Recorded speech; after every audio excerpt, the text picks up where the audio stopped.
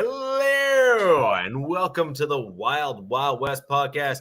My name is Richie Richie of the MHRT Network, and yes, I am not in the normal studio where I normally broadcast from.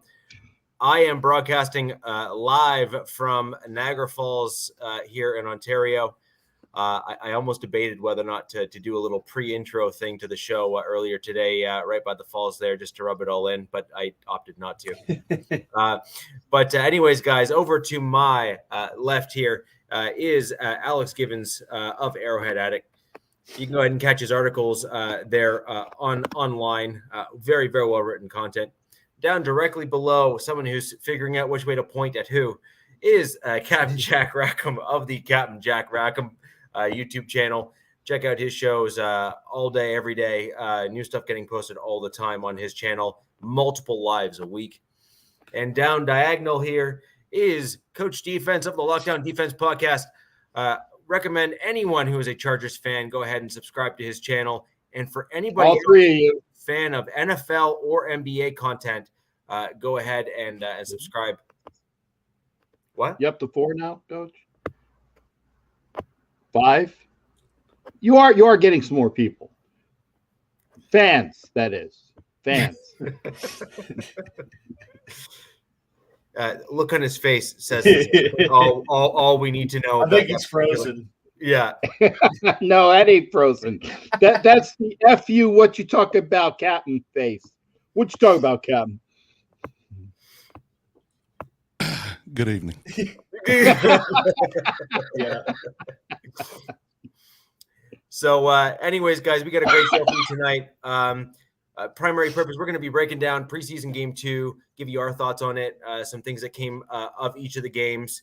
Obviously, some news for each of our teams in terms of coming out of preseason game, both injuries and all that sort of thing. But we'll go ahead and kick things off over there with Alex. Give us a breakdown of the Chiefs. So, Alex, I'll throw over to you. All right, yeah. I'd say overall, definitely a much better team outing. One, because they won, and they won 38-10. Albeit the Arizona Cardinals. I don't know why, who might be the worst team in the league. I don't know. Certainly looking that way. But in terms of 3 things that went right, I'd say based off the score, I mean, I think all 3 things I listed were in terms of the offensive side of the ball. But I mean, when you score 38 points, and they didn't really, I mean, only gave up 10 points on defense, but didn't really do a whole lot in terms of creating disruptive plays or anything like that. I thought most of the promising things came from the offensive side. Number one big thing, I'd say the number one first team unit definitely looked a lot better and more polished, more in tune and in rhythm in terms of, every position group out there. Compared to the first game, didn't put as much points on the board as I would hope, but preseason, guys aren't going to be taking as much risk in terms of moving the ball as they probably would, in a regular season game, but at least capped off the final first team drive with the touchdown on, I think it was 10-play, 95-yard drive. So, I mean, that's definitely something to hang the hat on. And then kind of piggybacking off of what even said last week, I thought Rashid Rice, in terms of signaling out one wide receiver player compared to the whole group, I thought Rashid Rice, the 2nd-round draft pick this year, certainly took a huge step forward in terms of showcasing his upside and just how he's finding a role in this offense.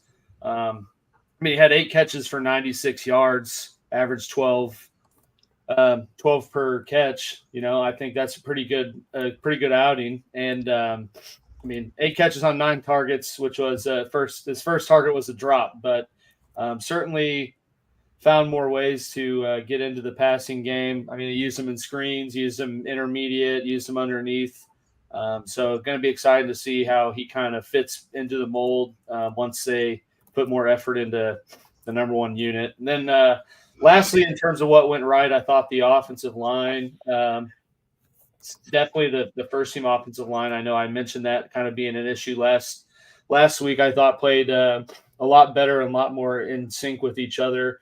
Donovan Smith continues to look like he's like 25-year-old Donovan Smith, who was like an all-pro, Pro Bowl tackle. I know it's a preseason, but if he continues to put people on his back and be a mauler like he has been, might be looking at a potential, albeit not long-term, but potential upgrade over Orlando Brown. And then Jawan Taylor has, pretty much been as advertised in terms of more athleticism and just more to offer in terms of what it compared to the right tackles they used to have. So big emphasis on the offense in terms of what was better. But honestly, looking at week one and assessing like where the starters and, anticipated playmakers are at, that's what needed to be improved in going into week two. So I'd say those are the three biggest things that went right for KC.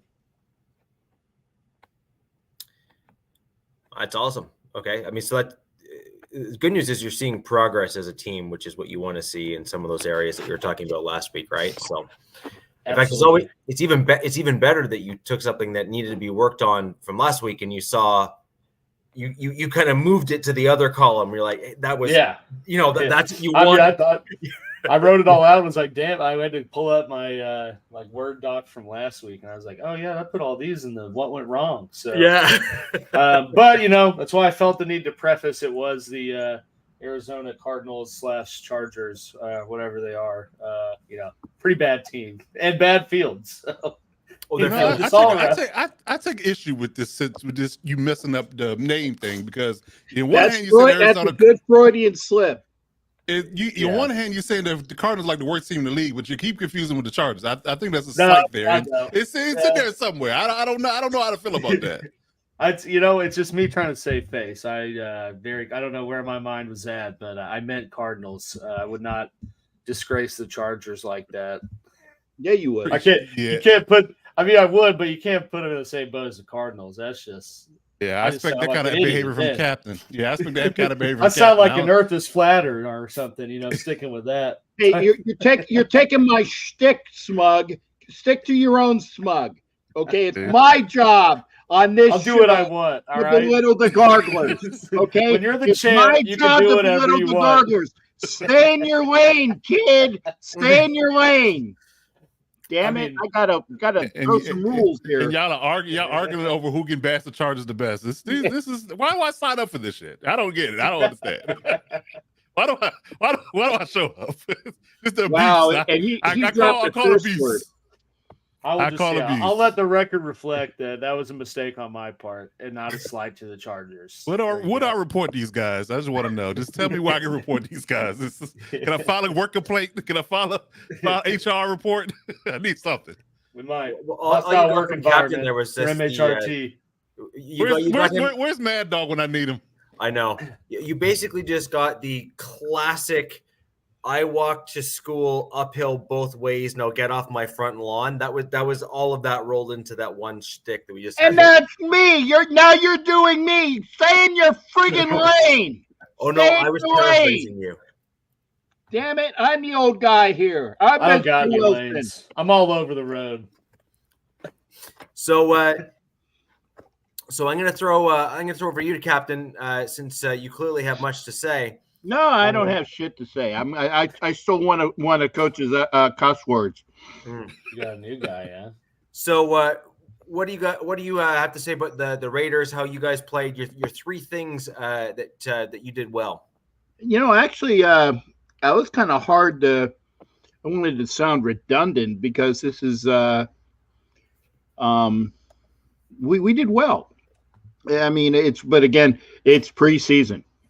But I'm very happy with what we are showing in preseason. The one thing that I saw that we did well, maybe this is kind of like an overall afterthought, is that according to, and I just read I didn't get a chance to see the whole interview, but the team is buying in to all the concepts, okay? Masterson, the linebacker, was saying that the team is buying into Graham's defense, which has been noted in that they've been playing together, they've been flying to the ball, they haven't been they haven't been making a lot of penalties. That in itself is something. But I said it's because the NFL hasn't put the memo out yet, and I'm sure that. And by the way, thanks Ref Guru for being here of NFL Nation Live. They're behind the curve this year. They haven't put the memo out yet. They want to exude a bunch of confidence to the Raiders team that you guys are playing well together, right? And you're not making a lot of mental errors, right? So they're saying like, wow, we're not going to throw those flags. Matt, I was going to get to that. Matt. That they haven't thrown a lot of those flags yet.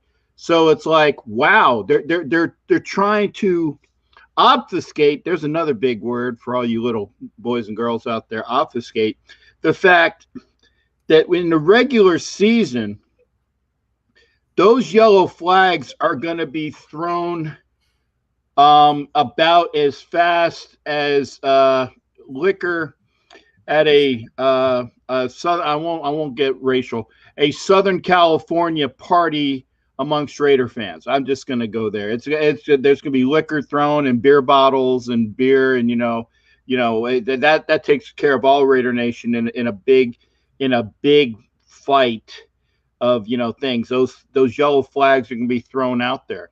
So that's one good thing, or that's kind of a couple good things.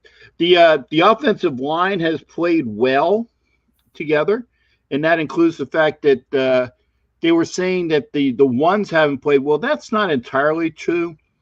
Colton Miller has been left out of the games, and James took like a series, but the line is still kind of in flux. Parham didn't play because he was injured from the game before, and why play somebody that is actually going to make the team? And so that's one good thing, is that they're not having stupid things for people that they can't afford to lose. Jimmy G Spot, I'll go with the prevailing winds of all the people that are there. He played a series and he looked decent. He was under pressure. He was either 4 for 4 or 4 for 5. He was right on his passes, even standing in the face of a rush. And he got in and he got out, just like you're supposed to do, baby. Get in and get out. You know what I'm talking about, you audience there. You got it. And by the way, I'm not going to go to the Bunny Ranch. I took a look. It's in Reno, and it's like 8-hour drive from Vegas. So I'll have to find alternate plans to meet Jimmy G on his off day. So I'll have to do something else. But that's a second good thing. The third good thing is that they actually they're continuing to do turnovers, and unlike last week when they were about 2 yards shy, Polomau, who's playing very well and might not even make the team. That's another thing. There's guys that are playing well that they might not make the team. Okay, he finally got a pick six, so that the defense came and actually did in fact score. Last week they were this close to scoring, but they set up a score, but they actually went and got some points as a defense, which was good. That's good things there. So I like what I see overall, and the fan base actually, again, we're a bunch of people from Missouri. Show me. See, I threw some back at you, Alex. There we go. Okay. Show me for real, and we see it during the preseason, because it said that, hey, Raiders were 4-0 last preseason and they're 2-0 this preseason. So they're winning the preseason both years. Does not necessarily equate to what happens on the field afterwards. But I honestly, and this is true, I have a better feel in year 2 that all of the players are buying in to McDaniels and Graham. They're playing like it. And, the cancers that have plagued the team, as was also up in some of the comments as well, Jameis Winston is playing so well down in Nolans that they're actually calling for him to be the starting quarterback. and there was the case of the. I know. Come on, Coach. I know. Derek Carr just went out there and roasted. The Chiefs like in his first drive. one series. Well, yeah, Jameis Winston is going to throw 40 interceptions. He might throw for 6,000 yards, but I didn't mention that other guy's name, but I'm just saying that there's quarterback controversy in New Orleans already. Okay, let's see. What was my other point of it? Oh yeah, the Raiders are 6-0 in the preseason to date. 6-0, but we need to see if that actually equates. I mean, the Ravens are 25-0 the last several years until Monday night. Yeah, Commanders said, nah. Yeah, did they lose or whatever? Yeah. Oh, okay. Well, they were. I don't keep up on trivial teams, but they were undefeated for the last several years in preseason. But there you go. So that's some good things for the Raiders fans to contemplate. Is that O'Connell looks pretty solid though. Yeah, well, I mean that's a given. That's a given. But I'm actually going to use the positive there. I'm gonna take that positive. I'm actually going to use it as a negative. So yeah, don't foreshadow or don't take some of the what you think you want me to say to how I'm going to use it in my material. Okay, I got tricks. Look over here. Nope, over there. Yeah. Here, don't worry about this hand. Boom. Then you get hit in the face. With the other hand. There you go. So I'm done for right now. Interesting. So again, there's some stuff in there that even last week, from what you're talking about, Captain, where it was a bit more the same, but at minimum, you at least saw some things carry over week, which is a good thing. A lot of the times you see some things that were good one week and bad the next, and then you kind of start saying, okay, well, which week was the real version of my team or whatever. So it's good to see some things continue to improve. And aside from that, I'll go with the Denver Broncos. I'm going to quickly start off with a few things from an injury standpoint, because the Broncos continue to have pretty serious injuries plague the team. Even this season, it seems we're starting off on the wrong foot, so to speak. We saw a gentleman I spoke about last week on the show who I truly and still believe would have been pretty solidly in at our wide receiver 3 spot. From what I could gather, in Jalen Virgil, you could absolutely see his progression preseason week over preseason week and just getting more and more reps. And sadly, he tore his meniscus in the game against the Niners. So he has now been placed on season-ending IR along with Tim Patrick. And Jonas Griffith, who is also on season-ending IR as well. Jonas Griffith was an inside linebacker, and he tore his ACL. So that's 3 pretty substantial injuries for the Denver Broncos. And then as a result, we made a few moves just leading up to the show here, including one that was pretty soon, or pretty near when we went live. We signed Josh Hammond. He played in the XFL as kind of like a replacement wide receiver to kind of come in and fill out that room. And then we also signed a defensive tackle, Thomasai Lalile. And I'm pretty sure I messed up that last name, but that's what you're getting out of me for right now. He was actually recently cut after the 49ers game, and the Denver Broncos obviously liked what they saw from the limited time that he was on the field. Or at least felt that they could coach him up, and they signed him pretty much immediately after he got cut there. And then in a corresponding move, we actually waived long snapper Jack Lanher the fourth, who we signed in the middle of last week. So we've kind of evened out our roster and kind of our it seems to be done our long snapping tryouts and competition. So those are some interesting ones. I'm particularly disappointed about the Jalen Virgil injury. I really felt that he had a tremendous opportunity to make himself a household name. May I real quick? Biggie Bronco, my P word is not hurt because of that person. I just had to address that before it got farther. Trust me. Yeah. The people here know. No way. No way. Good effing riddance. Why? Do not let the door hit you on the way out, you effing cancer. I'm trying to keep it clean. So oddly enough, I'm actually probably a bigger Derek Carr fan than Captain is, and he knows this. We have obviously spoken about this, a fair amount of time. So I actually like Derek Carr. I think he's a pretty solid quarterback at the NFL level. And I agree. And I think that he's no David Carr though. You're right. He's better. Well, I think we can all agree that David Carr just wears a little too much hair product to be a good quarterback anyway. And let's put it this way: when he does this to his head, it actually makes a noise, and that's problematic. I'm not spreading nothing. I'm just reading headlines and letting folks know, Biggie. It's what we do on this show. Blow it out your Bronco ass. By the way, thank you for being here. Whoa. Blow it out your Bronco. Whoa.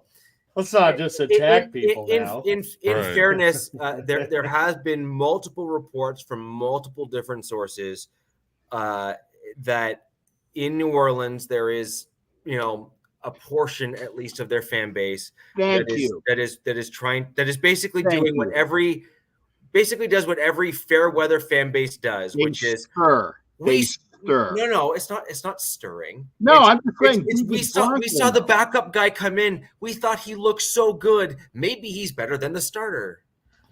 Yeah, but I mean, there's some quarterbacks that never do that too. Like, I mean, Blaine Gabbert or Shane Buechele goes out and lights it up. No one's going to say they need to play him over Mahomes, No. Or if Max Dugan or Easton Stick goes out, it's not going to be like, should we start him over Herbert? Nobody's clamoring for either one of those guys over Justin Herbert. Let's just cut the ball out. Nah. Mm-hmm. But I mean, Jameson. You've seen Jameson, though. Jameson was a starter at one point. You've seen that already. So why all of a sudden when you bring Derek Carr and you want to start a controversy? That doesn't make no sense to me. You've seen what he is and what he isn't. I'm not a Carr hater. I gave him 9 years. I stuck by him. I stuck by him through thick and thin. I really treat it like relationships. Like when you break up, boy. Yeah, I'm done. It's rolling up. I don't care what's going on over there. I'm not a Carr hater. Mike, don't say that. That's not true. And this guy knows I stuck by him thick and thin, and said, well, he needs this, and he doesn't play defense, and he doesn't whatever. And I excused his ass again and again and again. And I just finally hit the end of the rope, like most people said. Bye. Especially attitude-wise, I've definitely been a hater for a bit. I apologize, guys. I just need to address again. Yes, I'm cranky. I woke up from a nap this way too, so that's another. Yes is spelled Y-E-S. It's not U-E-S. I'm just got so anyways, for you and not me. So. We're going to be moving on to the three things that the Broncos did well. I want to give a bit of a breakdown in terms of the injuries there for the Denver Broncos. Just because I think that's important that kind of people know who is now there versus who's not. Now on the flip side, guys, if you're watching on Twitter, thank you. But if you'd like to have your comments read, please flip over to either Facebook or YouTube. Unfortunately, the Twitter comments do not flow through to us live here, so we can't post them on screen. So if you don't want to ask questions or comment or tell any one of us how much you either like or hate us, you need to go do that on one of the other platforms. So please join us over on Facebook or YouTube. And again, hit those like and share buttons to get more people here on the show. It really does help the algorithm get more people in whenever we go live, and more people that are fans, just like all of us, will get notifications when the show goes live, and we can start growing out the audience. So on that note, Here's 3 things that I think the Broncos did well, or went well for the Broncos. One, I will have to compliment Russell Wilson. He looked better in that game than he has for quite some time now. You saw him make some snap decisions and kind of run for it, kind of the old Russ, if you will, in terms of some of the stuff you saw from him there. You saw him make a few more decisive throws. You saw him getting into a better rhythm with some of his wide receivers. Just all around better play, which is good. Now, he made some mistakes, so I'm not going to fully excuse him for, some of the nonsense that I saw him pull as well. But again, progress. We are seeing marked and incremental progress there, which for someone who's making his kind of money, we really should be seeing more of it faster. But he played much better than he has in quite some time. Number 2 is our interior line in particular on the defensive side of the ball played much better than they did the game prior. We saw better run stopping. We saw better pressure up the middle. And the stats seemingly showed that as well. We saw less guys get stood up, more stops of the run when they're running up the middle. Pretty much all good things with the exception of a few of the hold the line moments.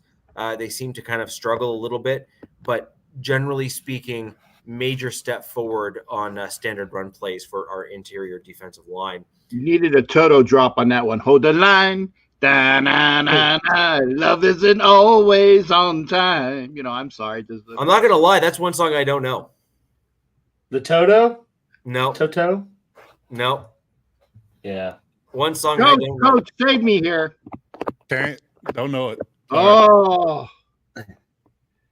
God. I know it, but and then I'll say that the other one, the other one that I really thought we saw some marked improvements on overall was we saw major progress in some of our inside linebacking play, particularly in the kind of the backups. So the starters looked pretty decent the last 2 games. Obviously, there's still some room for improvement, in my opinion, in terms of style. But I actually think we did pretty well and much better with our second and third string, where we started to see some actual plays getting made, where they're actually kind of trying to do the right thing. And then I'm going to cover off some other stuff a little later in the show and some things that we need to do better. Not just Dorothy's dog. That's what I was thinking. Toto. That's why I can save you. That's where Wizard of Oz got it from, was that song. Oh, is it? Okay. No. Okay. Did you hear what he said? The Wizard of Oz got it from the song. You can tell me anything. I don't know. I don't put know. out in 1939. Yeah, I was going to say it's in the 30s. Yeah, God, it's like freshman in high school. I don't know. Thank you. Matt Marinovich is coming in. I miss the rains down in Africa. You know that. That's a different song. I know that song, but that's a different song. Right, but that's Toto. Right. Well, I don't know that Toto song. Is Ed trying to compare the Beatles to Toto? Is that what we're doing now? Okay. Ed, I need to come clean. Yes, I know the Beatles. I am a Beach Boys guy. Okay? You typically are not both. I'm a Beach Boys guy. That's not it. It's Beach Boys. God, now you got me saying it's either the Beatles or the Stones. You are one or the other. You either like the Beatles or you like the Beach Boys.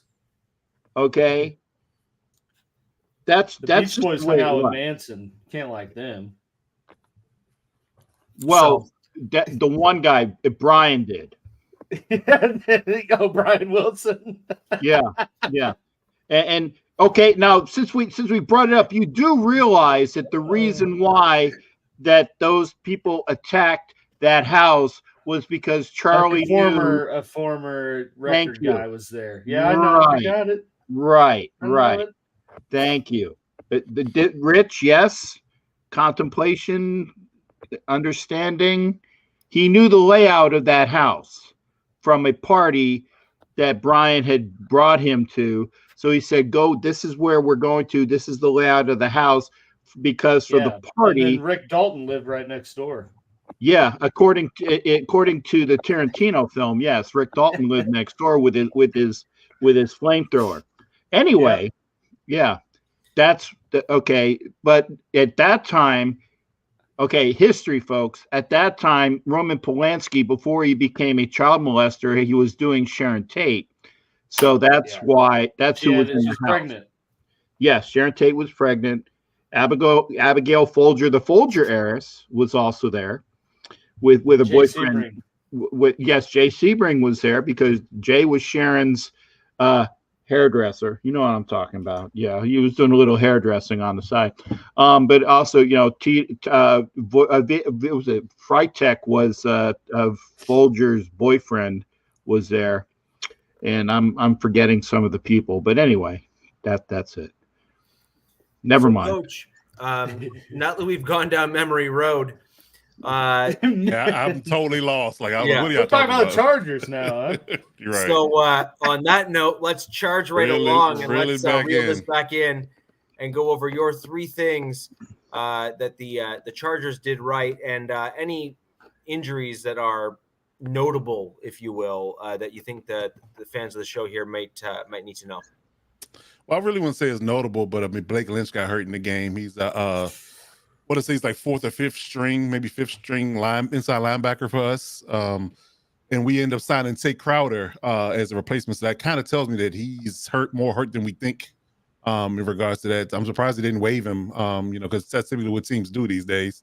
If you get hurt and you're on that fringe of making a roster anyway, they just kind of cut ties. But they haven't done that. But they did bring in Tate Crowder, who got let go from the Giants. If you're familiar with him, played for the Giants the last few years. So that's a bit of a transactional thing that the Chargers did. Not much.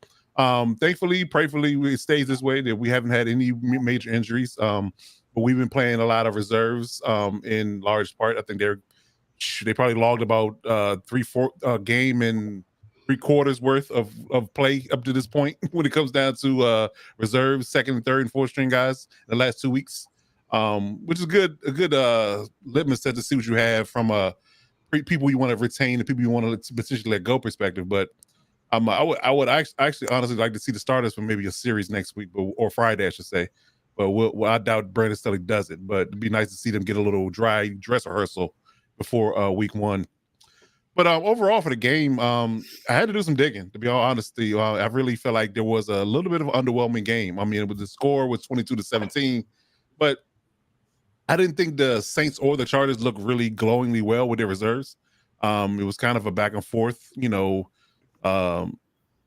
and ironically enough, that the Saints had more penalties in this game. So that was one thing. That's a number one thing that I think that we cleaned out from last week to this week, that we had 5 penalties for I think 26 yards, and they had like 9 for like 110, and that's what we had last week, ironically, against the Rams. So that was a plus. I think that was the most notable thing, that we cleaned up the penalties at least for a week, and hopefully that trend continues. Because again, like I said last week, that can derail your games and your season if you constantly commit bonehead penalties. I think that the second thing that I would probably, I guess you say, illuminate is our run defense improvement. Neither team, honestly and truly, in this game ran the ball well, but the good thing about us from an improvement standpoint is that we didn't allow them to run the ball on us. I think Kendre Miller was the most productive, and he had 2.3 yards a carry. Next guy up that had any carries over 5 was 2.1. So yeah, I think and I think they finished with a low number of 61 yards on the ground for 4 quarters. So that's a vast improvement for what we've been accustomed to the last few years. So kudos and shout outs to the interior D line, especially from holding the gate and allowing our guys to make plays. I saw some flashes from Thule. I saw some flashes from Dayon and a few others. So Scott Maylock and a bunch of other guys were corralling the run before it got started. So that was definitely a plus. And the third thing, I think it's just a collaboration of guys that I feel like are going to be heavy contributors in the season. They may not be starters, but I think they'll be heavy contributors, namely our draft picks. Like I said, I illuminated Dayon Henley first. I think he had a monster for a game. Yeah, he balled out. I mean, he a leading tackler. He had 9 tackles, 6 solos. He had a sack, pass breakup. So yeah, he played well, and he played the whole game. Game ball. He got the ball. So he played well. I think Thule was, battling Penny for the most majority of the first quarter. They were going back and forth. He got a tackle for loss in that battle, so that was a good sign. Got some pressures, although he didn't get to Jameson. He got pressure on him 2 or 3 times, which was a good sign. So definitely shout out to them. Shout out to Scott Maylock, who was a 6th-round pick, a versatile D tackle / fullback that we picked up in the 6th round. He played really well against the run. He was in the backfield several times throughout the game, so kudos to that. So wait, I'm sorry. He's a defensive tackle and a fullback? Yeah. He's like that's cool. Yeah, I love it. Cool. I love it. Mm-hmm. Ricard, like in Baltimore, he does the same thing. Yeah. Yeah. So he plays on both sides. So you might see him in heavy packages. In the regular season. That's a heavy package. Yeah, exactly. So yeah, a little refrigerated Perry-esque. Yeah, definitely that, because he definitely in close to 300 pounds, if I'm not mistaken. So yeah, but he moves well. So definitely like to see that, and I think that I think him, Dayon, and I think Thule is all gonna play roles in this defense, especially going through the season. 300. Yeah, exactly. And again, he catches touchdowns. So that means you look him up on YouTube. He has several. Like an angry Irishman. He is. Goes home and beats his wife after. Well, I ain't going that far. I'm not putting that on. Wasn't Bronco talking about the guy that he looks like the dude that went viral for that song Biggie was talking about at the beginning of the show? Huge red beard. Yep. So, but yeah, him out. I think that he's going to be a player for us. I think he's got a chip on the shoulder. He's been highly underrated for most of his career, so I think he's going to play well for us. And we need it. Like I said, that defensive interior D line was a problem last year. So if he can add to that room and be good out against the run for sure, I believe that's going to be a good pickup. And overall, I like the way our secondary played. Again, we're not, between Jake Hayner and Winston, they passed for 278, but I think they played well overall. Quite a few pass breakers by Dane Leonard and Jaseel Taylor, and even J.C. Woods played well. He did miss one tackle that was pretty bad. He got him a large gain in the second quarter, but outside of that, he played well. He was flying around the ball. He tackled well outside of that one miss he had. So yeah, I think the young guys are coming along, and I think them getting this valuable game experience in the preseason is really helping improve their confidence. So I'm liking what I'm seeing. One question for you, Coach. Do you think that your run defense improvement is because the Rams are a weaker team this season than they have been in the past? Oh, we played the Saints this last week. Sorry, the Saints. Do you think that, I mean, their offensive line is good, but they do have a couple issues there. Do you think that that's actual improvement, or do you think it was just the matchups? No, I think it was improvement. I really think it was improvement because I saw pretty sound technique and pretty decent. I'm gonna pause before I say this, but good penetration into the backfield. So, so I think it was really good. Always got to penetrate. So I would say it was definitely a good sign when it comes down to them actually playing well up front. Like I said, they lived in the backfield a lot. Living in the backfield and penetration, baby. See, that's why I said that, because I knew you're going to take it there. It wasn't quite a few drops. I mean, but again, that's why they play defensive back, right? You can't expect them to catch it like a wide receiver. I mean, it is what it is. If it catches a blessing, they knock it down. That's what we want. That's what we want. As a defensive coach, you tell them knock it down first, so they can catch it good. But best if you do nothing else, knock it down if you get your hands on it. Yeah. So that's where you live when you play defensive back. So no. Yeah. Well, I mean, you even saw in the Broncos game there versus the Niners with a batted ball that the guy batted at the line. Oh, that was crazy. Batted towards the other lineman. Yeah, that was crazy. Like that was great. Yeah, that was good. That was fantastic. Good. Like that's just a heads up play. It is. It was just an absolute heads up play, right? Yeah, I agree. He aimed that batted ball towards his teammate. Yeah, and that's rare. Most people don't do that. Yeah. You're just happy to get a hand on the ball. Yeah. So I mean, to kind of to your point, Coach, it's good to see that you guys are making some marked improvements, because I think it makes for better football, right? Like if you have an opponent that you go up against that just has just such a glaring weakness, and you just expose it every other play, right? It doesn't really make for that interesting of a game of football, because it's just it's completely lopsided and one-sided, and then they have to change how they play the game, and then it just really kind of spirals out of control from there, right? So it's always good to see some progress being made where it needs to be made. It's not a I guess you can say a glamorous watch, right? But Right. And if you're a preseason football though. Correct. And if you're a football Never. purist, you understand that your role players and your second and third string playing well and gaining confidence is going to bode well for your team. Because when the starters need to come out and need a blow, tired or whatever it may be, you're never concerned about a drop off to a high degree because they have that battle tested experience. Right. So so I definitely appreciate the fact that at least if they're going to go with the idea of playing the backups the entirety of the game, at least they're making plays. Yeah, exactly. Guys, before we kick over to the next segment there, I do want to bring up KB82's question that he brought up earlier. So I just want to thank him for joining the show, coming in. Has some affiliates with Mile High Huddle, one of the larger Broncos podcasts out there as well. His question is, if we were to go to one road game with our team on the road, which game would we pick? And I'm gonna add a caveat into his question, and let's assume it's this season. Okay. Yeah, I was going to say, that's what I was curious about. Let's assume it's this season. Yeah, I'm sorry I was muted, but you actually picked up on what I was saying. Are we're talking this year? Let's assume it's 20. Let's assume it's this year. Okay. So Alex, what about you? Part of me would like to say the Jets game in New York, just because I think that'd be cool. But you want to go there, dude. I'd say the one I want to go to the most likely be the last one on the calendar, the Chargers Chiefs in SoFi, because that's probably going to be for some sort of implication on playoff seeding or AFC West title. I don't know, but probably going to be a pretty important game. TBD right now, so most likely be Sunday Night Football. in LA, which would be fun. Smug. Coach, what about you? Looking at our away games, all of them are from a away perspective, because when you look at away games, you look at it in the totality, right? Like you got to pick one.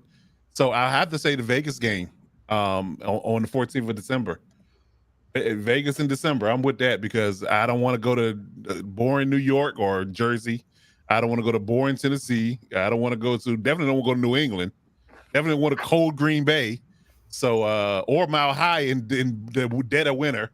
So, yeah. I'm definitely Tennessee even if it's in September. I don't want to go to Tennessee. No, you're missing out on Tennessee, man. Tennessee is a good road trip in Nashville, Coach. You're missing out. But if I had to pick one, Vegas or Tennessee, which one would you pick?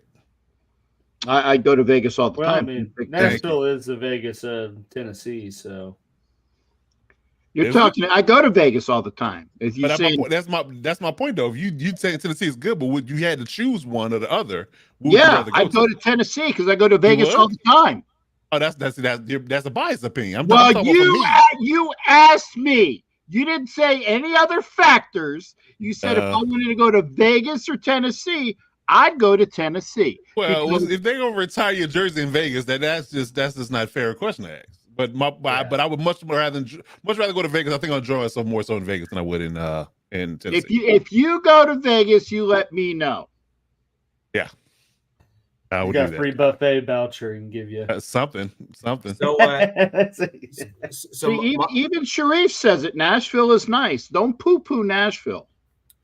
If I had to pick one for this year for the Broncos, it would probably be the Buffalo Bills game. Really? What part of the year is that? November, which is my. Doesn't matter to him. He's friggin' Canadian. I forgot. Probably like a 2-hour drive for him too. It really is. Exactly. The closest game for him. Yeah, it's the sweltering heat of Buffalo. It's about 39, and Richie's in shorts. Yeah, pretty much. Yeah, shirtless, probably. With right. Some beers. Right. Some IPAs. Denver written on his chest. Yeah. So I actually I think the Bills are a really good team, and I think I think that with some of the changes that the Broncos are making this year, so long as we don't get injured heavily, I think that could actually be a much more competitive game than it has been in the past. And it's also close. near to me, so it's a likely option that I might actually be able to attend there in November. But I also just think it's going to be a good game. Yeah. Zed, that's not true. He comes down to Florida, and I have pictures to prove it. We got a severe heat advisory, right? I think the real temp here is like 115 right now. Nice. Crazy. With the humidity, it sucks. Yeah, excessive heat warning. Yeah, feels like 105. Pretty spicy. I can handle that. Bit. But I love the Bills games. I think that they're just a really good team, and they have been for quite some time now. So I'm always a fan of watching, just a really well put together football team play on the field. The other one would be later in the season, or maybe a little later on, either the Chiefs, Chargers, or Raiders in their home stadiums. Just because a division rival is always great. Got to go to Arrowhead once, man. I would be in like full Broncos gear, and I would almost intentionally want to sit on the wrong side of the stadium just for fun. Well, my Broncos ticket, the very last game, is still available if Mary doesn't go, because I've been promised it out to Mary. But Mary's my +1 for that game. But if she doesn't go, I don't mind having you as my +1, and I'll only charge you about $1,000. But other than that, that's your ticket. It has your name written all over it. Maybe sounds like there's division tax involved in that one. Yeah. I'm gonna cut you a deal here. Right. Oh, that is a deal. Trust me, that is a deal. Yeah, that's a deal. I know, it's just wild. Right, not the number. Yeah, the number's wild. Just get Sunday ticket, and you're same thing. Yeah, there you go. So, hey, anybody wants to go to the Patriots game? My 2 Patriots tickets where I normally sit are available. $2,000. That's a deal. $2,000 for that's a deal. $2,000 for 2 tickets. Hustling on a pod. Yeah. Let me know. Need a little sign that says "I need tickets." Just hold that up. Yeah. There you go. Start scalping. Here. No, mine would say, "I need money." I need money. Hey, Coach, what about you? I said already. Yeah, Okay. he said it. He didn't want to go to. He wanted to go to Vegas. Yeah. Vegas. Cap didn't say his. You didn't say yours. Did No, you? I didn't say mine yet. I am actually going to. I'm going to Buffalo week 2. That'll be my first game, and I haven't been to Buffalo since the Raiders went to the Super Bowl. The year that we went to the Super Bowl, I know a lot of you maybe not have been alive. 2002. Then. Yeah, no, 2001 actually. But second grade. Yeah, grade. I was there, and I almost clocked and I don't hit women because it's that you just don't do that. But I almost did because this chick was bigger than me. And drunk and deserved it. That was a Buffalo fan, but I didn't clock her. But she deserved it. So I haven't been to. Just really love Drew Bledsoe, man. Come on.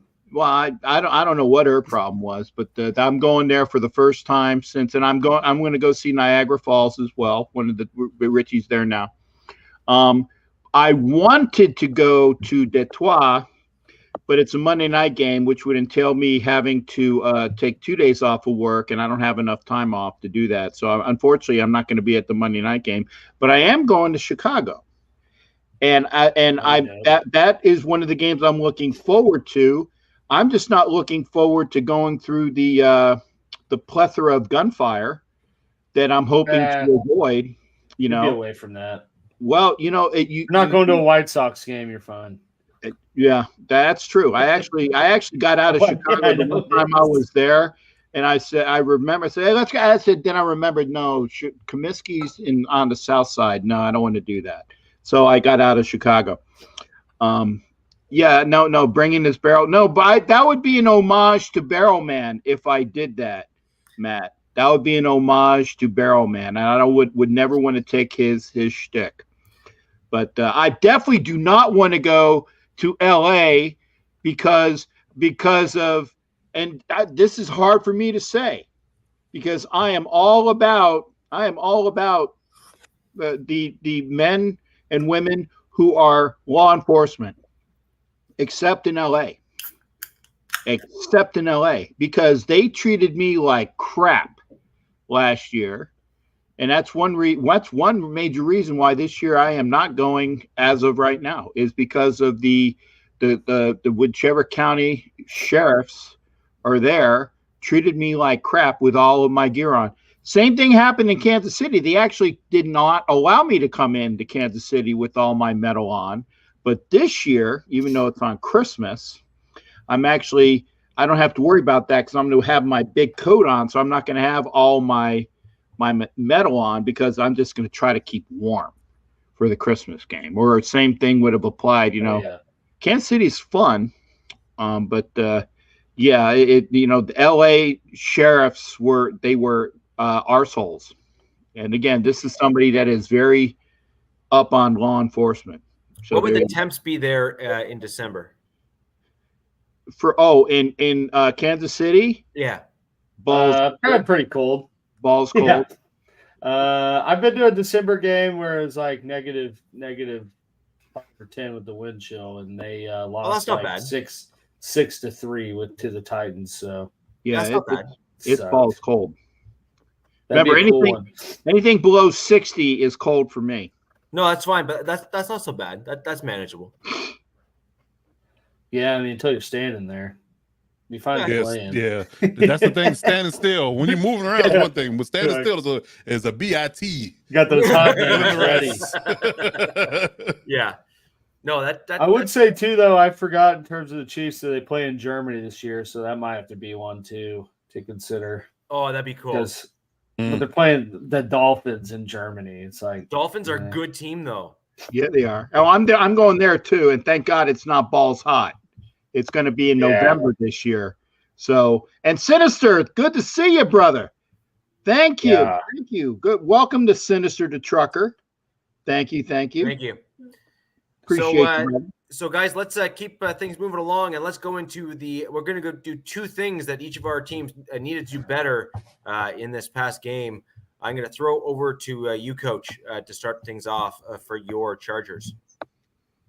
Well, what went wrong? First and foremost, we didn't run the ball well. He go from running the ball extremely well against the Rams to totally not running the ball well against the Saints. Again, the differences and the talent is different, but again, schematically and just an overall effort in the run game this week was bad. I think that I guess you can say it's not a good sign when your quarterback is the leading rusher, right? I mean, ask the Bills how that worked out for you, right? Easton Stick had 69 yards, and because he was running for his life a lot of times. It's mainly why, maybe why he led the team in rushing. But outside of that, it wasn't outside of maybe one Isaiah Spiller run, it wasn't, and that was on the draw. It wasn't pretty from a run perspective. I think that was the most glaring thing, the fact that we wouldn't run the ball well. And honestly, truly, we didn't pass the ball well either. I mean, a lot of yards by Easton because he played the whole game, but he had 2 picks. That was another issue. Just getting the ball out and targeting receivers properly. I'm trying to be nice, but I'm not a fan of Easton Stick as a backup. I'd much rather have seen Duggan play a little bit in regards to see what he can do. I think he has a little more juice when it comes down to his arm talent and things of that nature. So maybe Stale will give him the reins for this last preseason game and for the whole game because that was going to be my question. Yeah, I think he might, both the one game tryout. Yeah, right. Kind of like they did with the Titans. If they gave Malik Willis the one game, they probably won't give Will Levis the next one. So it was probably what's going to happen, but we'll see. Because I was very curious why he didn't get any time. But again, if you're going to split the games between the two, then that's what we got. But yeah, I would like to have seen them run the ball better. I guess just overall the offense just was stagnant. Largely due to the fact that Easton just wouldn't get the ball out on time. He was pressured a lot because he was holding the ball. I think it was ran hand in hand. So I guess that could be a 1B, the pass protection. And tackling in the secondary in the early part of the game, the first and second quarter needed some improvement. They got it together later on in the game. I see a lot of missed tackles at the end. But at the beginning of the game, the tackling was pretty bad. It was pretty bad. I mean, in comparison, they corralled him. They did more of a gang affiliated effort. When they were more gang tackling in the second half. It wasn't just one man to the ball trying to make the play in a lot of spaces. So that was an improvement over the course of the game. But early on, they were blowing a lot of tackles. So I was a little concerned about that. So are we doing 2 or 3? We're doing 2 or 3? We can do 3 if you have a third. Okay. I think the third thing is just the inconsistency of pass rush. I think that was the most glaring thing that I think there was a switch from last week to this week. We were in the backfield, on down after down last week, and we just couldn't seem to get there this week. So we only had a 1 sack in total, and there was a half a sack between Carlos Kemp and Deion Henley because Deion blitzed. So we had to generate pressure by blitzing. We couldn't get there with our standard force. So I think that was a thing that didn't go so well from last week to this week. So those are my 3. Run the run offense, the Easton Sticks, quarterback play, and the ability to get to the passer. Do you think that could? Let's just say that your third stringer comes out and lights the world on fire in the third preseason game. Do you actually think that? Do you think that do you think that will basically spell the end for Easton Stick on the team? And well, what I think they'll do is they will end up flipping the idea of using him as the third emergency versus him being on the roster. I think that's what's going to flip it. Yeah, I think that's what's going to do. Okay. If Max has a great game this week, then I guarantee you that's probably what they're going to do. They're going to keep him because he's on a 4-year deal because he's a draft pick. Yeah, Easton on a 1-year deal, so that just makes sense. Yeah, just do it that way. So I think that's what happens. Yeah, that's what I would like to happen. I mean, you're taking some of my flames there, Coach. But I'll digress when I get there. Yeah, taking some of my flames. And ladies and gentlemen who are joining us late, if you can go ahead and click those like buttons on all the channels for the algorithm, helps YouTube and everyone else find our show. And for those of you who don't know the others that are on the show here, depending on which channel you're watching on, the description down below, you'll find the other YouTube channels for those of us who have them. Certainly appreciate a subscribe at the very least, and go ahead and liking on those channels as well. Will certainly help. Come around to all the YouTube channels. We all got one except for him. Oh, wrong finger. Who's that? It's in the works, dude. Yeah. And I promise to pay you Tuesday. We've got a huge announcement to drop at some point. Yeah. Okay. Don't worry. I got an announcement. Yeah, I got it.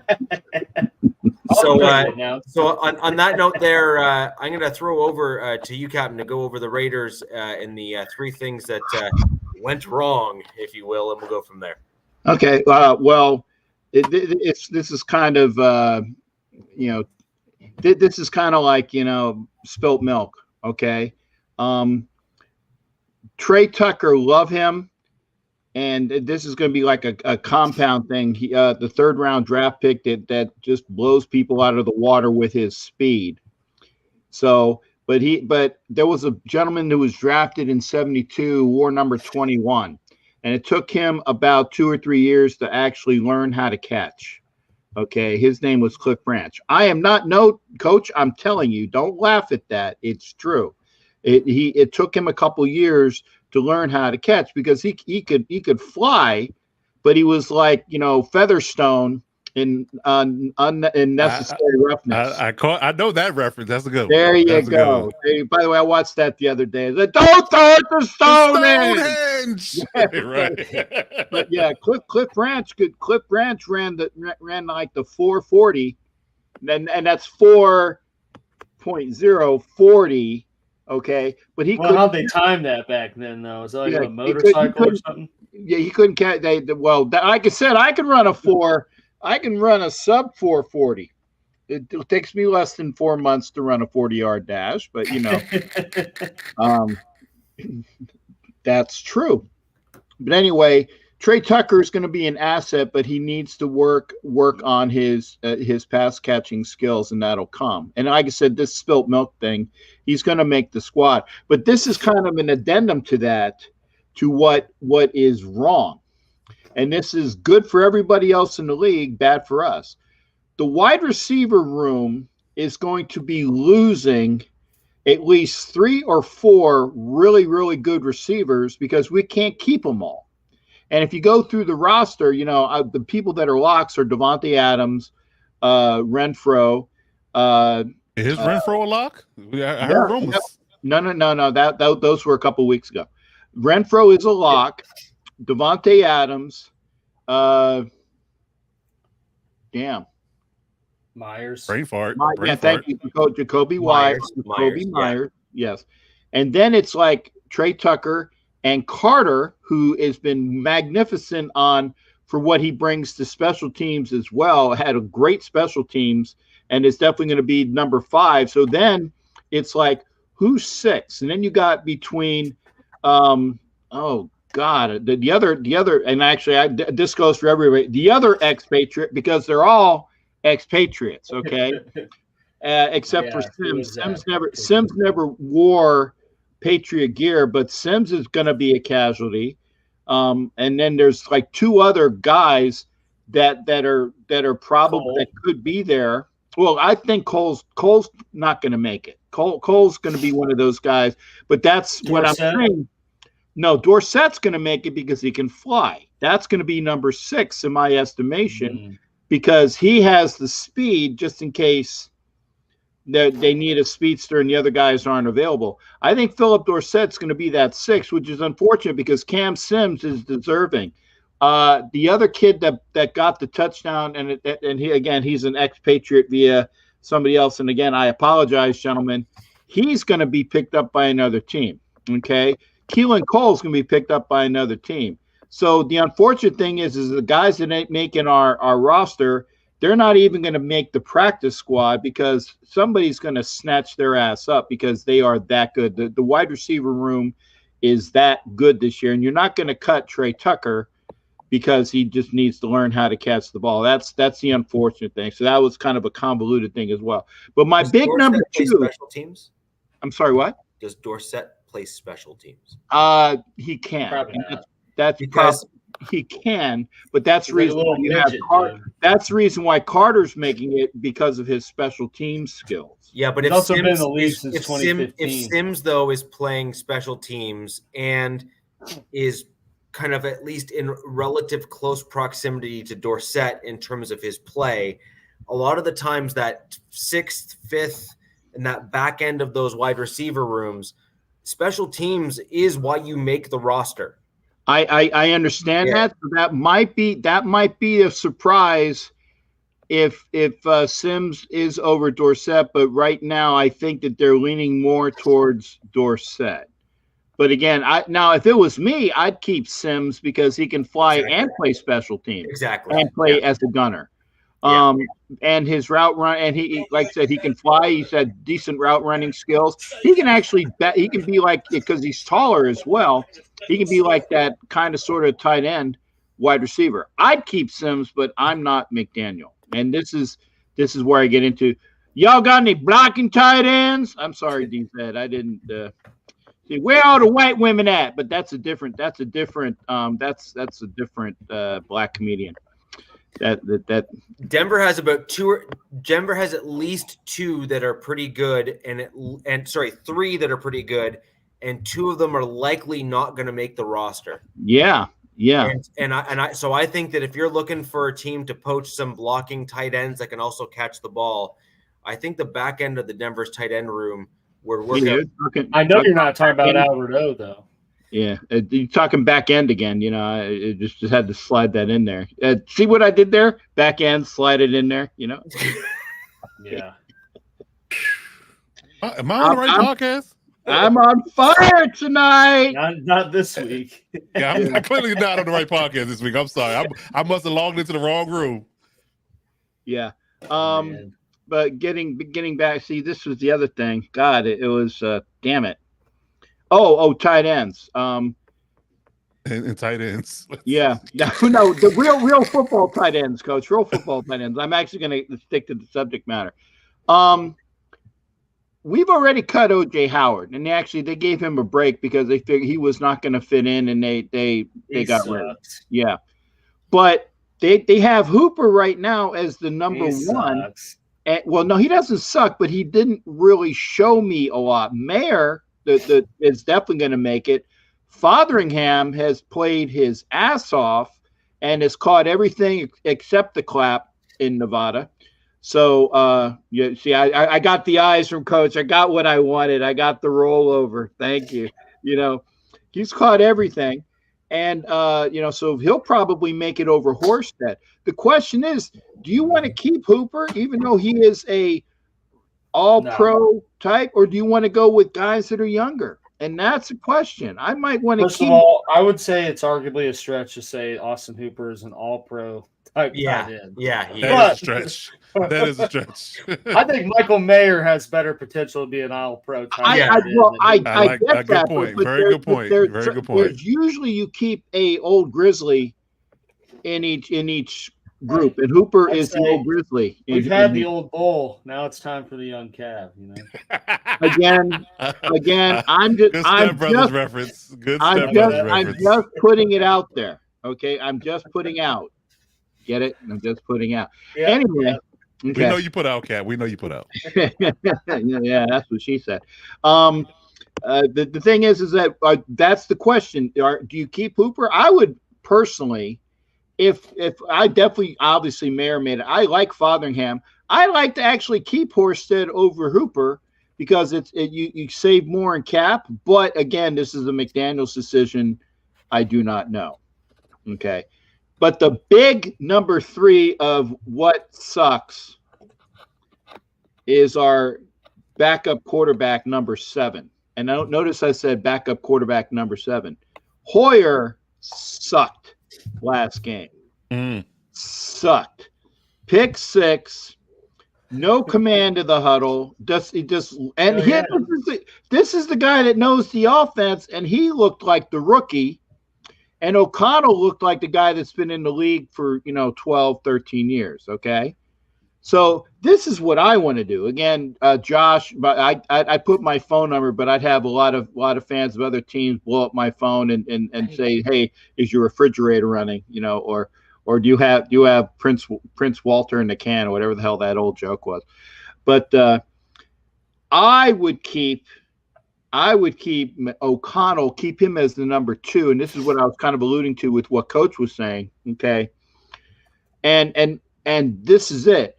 Get rid of Hoyer altogether. Okay. It's a roster spot that you can keep for somebody else. Give him a phone. If you need to have an emergency quarterback, okay, that's not on the roster, cut Hoyer, make him an assistant quarterback coach and Gatorade grabber for everybody else, and don't even take him up a roster spot, right? And God forbid something bad happens, he's not going anywhere. Sign him the next week, okay? You could put him out there in uniform and a clipboard, so it's kind of like that's Reynolds in longest yard, Yeah, that's the thing. What are we doing? I ain't giving you the ball. Yeah, if you have to have him in uniform, okay? If you have to have him in uniform, that's the only thing that's going to save him this year. Because I think O'Connell, I know has shown enough to be the number 2 quarterback. Don't even waste a roster spot with Hoyer. But again, McDaniel's probably going to keep that roster spot. He's going to have 3, and Hoyer's going to take a roster spot that maybe we could have given the Sims and Dorsett. That's the thing. And there are going to be a lot of guys this year, and unfortunately Moody might be a cut too. There's some really good guys on the offensive line that have played their ass off that are probably, if they don't make the practice squad, they're going to be grabbed by other people. And this is rare when I say the Raiders are going to get rid of people that are going to be snatched up by other teams, because the roster this year has shown that much of really, really good players that we're not going to be able to keep. So my one comment on that, and this is what I've said to your fans, Captain, and I've said it on this part as well, is Josh McDaniels in his drafting process he always drafts with specific purpose. Mm-hmm. And the 2 areas of the ball that he typically drafts fairly well when he is been in charge, and we've seen that here in Denver, and you're starting to kind of see it now with the Raiders, is he obviously has a reputation as a head coach here in Denver, which is not particularly flattering. Yeah, because he's got dirt on his knees. You can always tell the head nurse like that. Yeah. And God. But what he did do was he drafted very well at the offensive line, and he drafted very well in the defensive line. Most of the players that were in our first Super Bowl, where we didn't do well, obviously, but got us there, that had the absolutely just on fire offense. A lot of them were McDaniel's picks. Biggie Bronco, dude, you are so far off base, Biggie Bronco, man. That's what I did to your mother last night, was sliding her back door. You're gonna go there. You're gonna go there. We just went there. Okay. Mine is an exit only. Trust me. My anus is exit only. Except for that, like, checkup, So that was only for the what is it, the exams you have every couple years with the prostate. No, not prostate. The ones with the scopes. Colostomy? No, not a colostomy. That's a colostomy bag, coach. Colonoscopy? Yeah, that. Colonoscopy. Yeah. There you go. Okay. Go ahead, Richie. So anyways, so for the Raiders, that sounds like, I think there's probably a lot of people that agree with you anyways, but I think there's also going to be some folks in the Raiders side of things that are going to be maybe concerned if you only carry the young gun there as QB2. I'm with you though. I'm with you. I'm with you though. Having that young depth is so important at the NFL. So important at the NFL level that I think you need to bite the bullet and move on from guys that are just not improving your team, because everybody else is going to get younger and better. And if you aren't getting better, then you're getting worse. And I think that's an important piece. So moving on to the Chiefs. Well, it was your sister, but she said it was your mother. Come on. Let it go. Let it go. So Alex, over to you. Yeah. Woosah. Right. Woosah. That's low. There you go. There you go. Yeah. There you go. I think it's for you too, both of y'all. Just woosah. There you go. So Alex, all right. Yeah. Over to you. Hey, but thanks for being here, Biggie. Yeah. So Chiefs, I'd say, biggest things just kind of a compounding problem now after last week is still not a whole lot of presence up front in the defense in terms of a pass rush or any sort of pressure. I think they had 2 players with sacks, one being BJ Thompson, who's at least an exciting rookie, but just in terms of like game flow and Tune, who I know you referenced being a pretty solid QB for a rookie. He was good.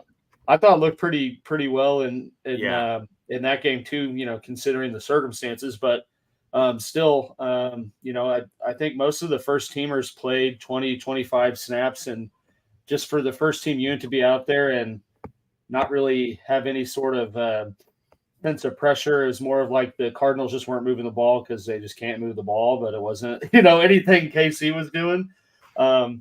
So I'd say that's kind of an alarming need and that one thing to improve on, and something that certainly has gone wrong coming up to this point of the preseason. And I don't really see that improving without bringing certain people back and, going from there. So, and then kind of, with that, no pass rush and just a sense of not really having much pressure. They didn't do a very good job of containing the QB, which you would imagine would kind of go hand in hand if they've only got 2 sacks and it's from, 3rd, 4th string guys. But Clayton Tune, I wouldn't say, I didn't keep up on the pre-draft profile of him, but I wouldn't say he was known to be a scrambling guy. And he was their, leading rusher with like 40 yards, averaged like 6 every time he scrambled. So, I mean, and I guess that could kind of be lumped into one problem, but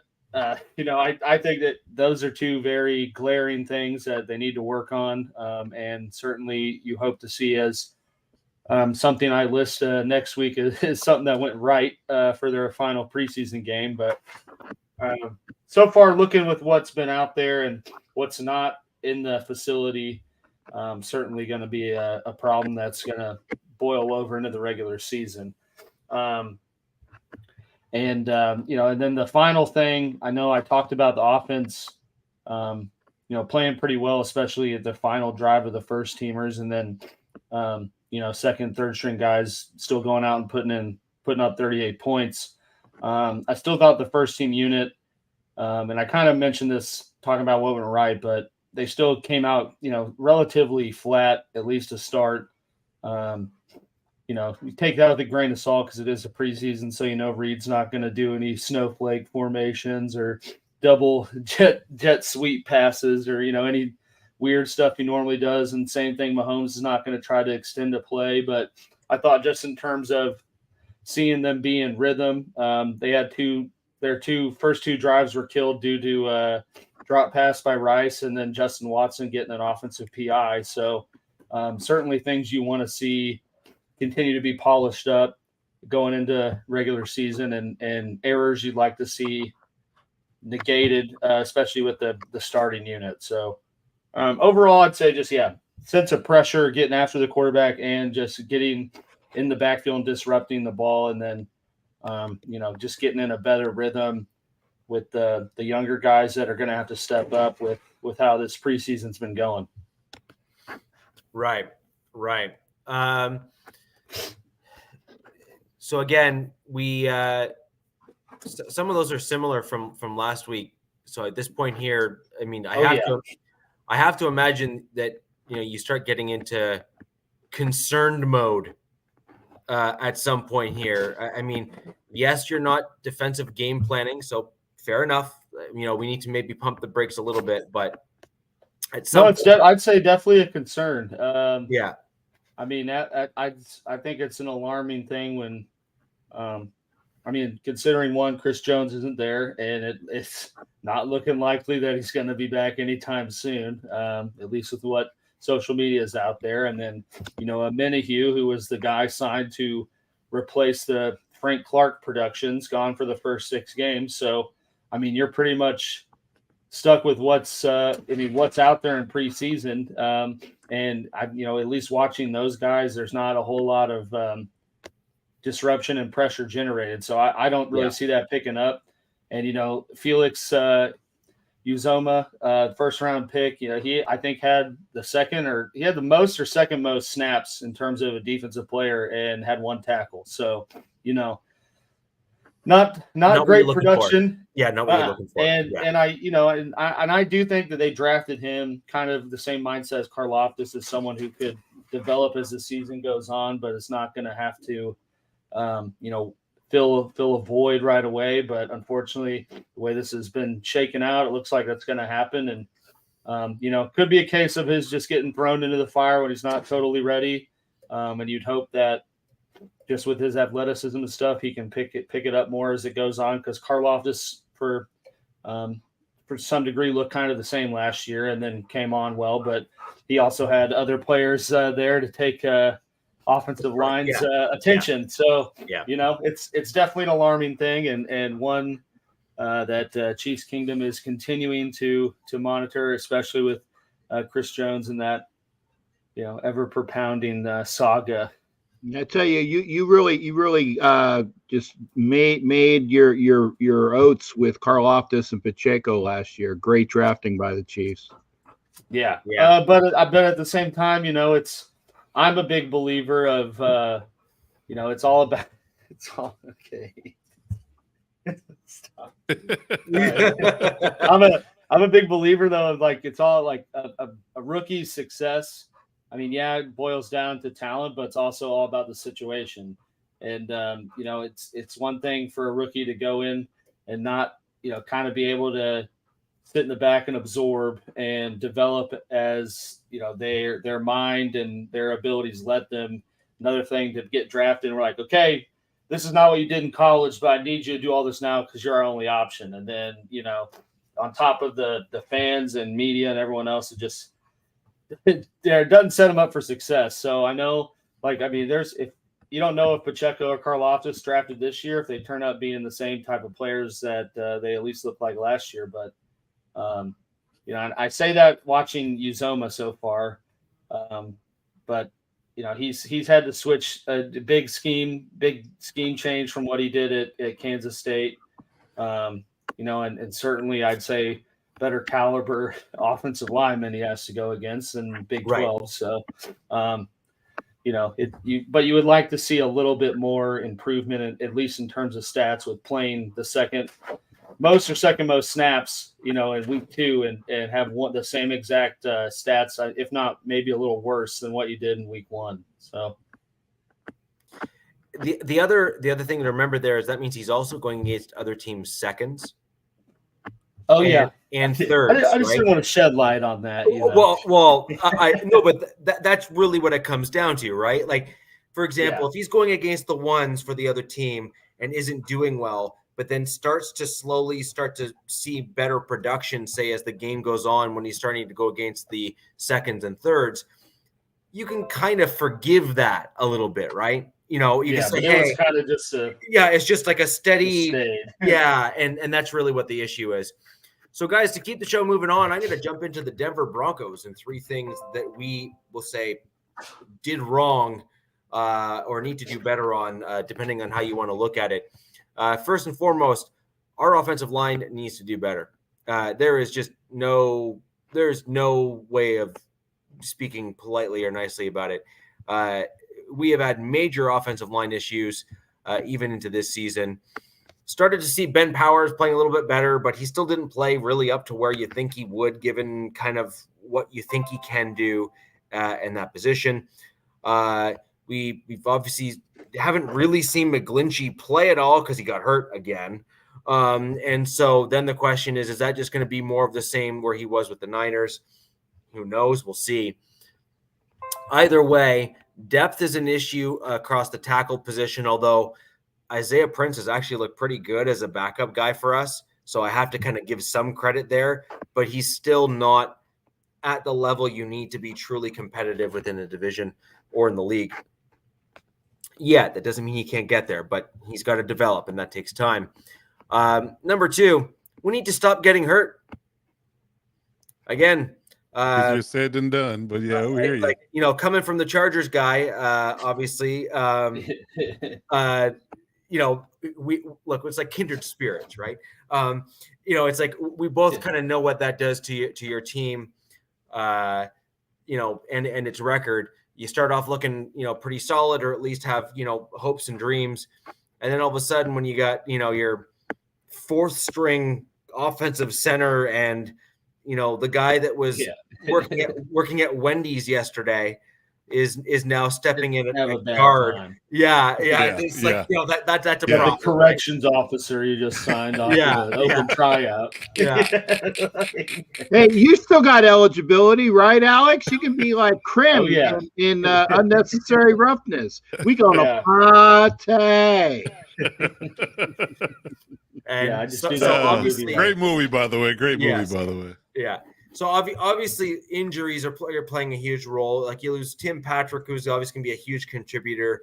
Jalen Virgil was really going to be another pretty big contributor, in my opinion. Even if Patrick was still with us, I actually still think Jalen Virgil was going to be a pretty big contributor for us on the team.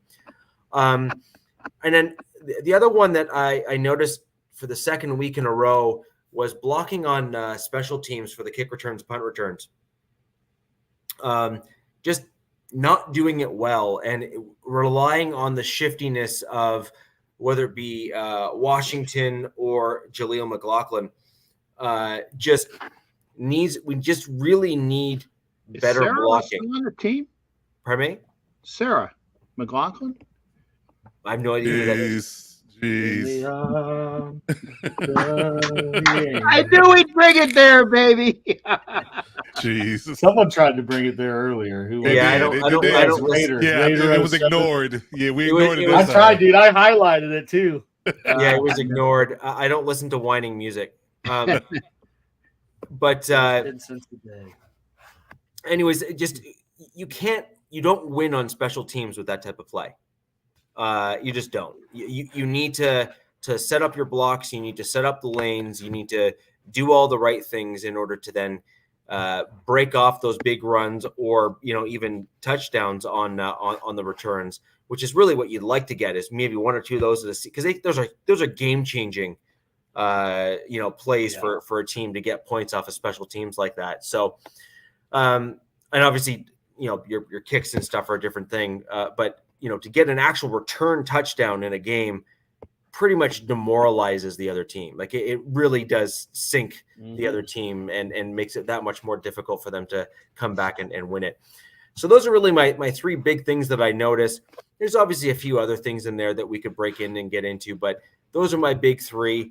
Sadly, two of them were mentioned last week as well, which obviously is becoming a problem. And yes, before anyone asks, yes, it's a concern, because you're not really seeing enough improvement where you believe that you're going to be truly competitive within the division. You need to see more improvement. You need better and more improvement.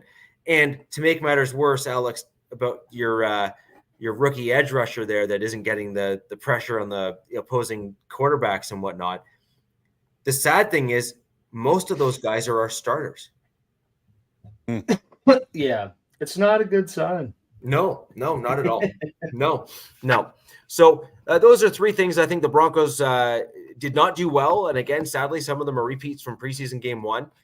I do think there will be some things that will be maybe slightly improved during the season because you're going to start game planning for the other team. But unfortunately, I don't think you're going to be able to game plan that much. I don't think you're going to make that big of a difference to overcome, at the very least, some of the offensive line deficiencies we're seeing. And I also don't think you're going to be able to fix the injuries. And some of those injuries I'm genuinely concerned are lingering bad training techniques that have actually caused wear and tear to guys' bodies from the former regime within the strength and conditioning staff. And I'm wondering if you're at a point where some of the guys may need a full reset.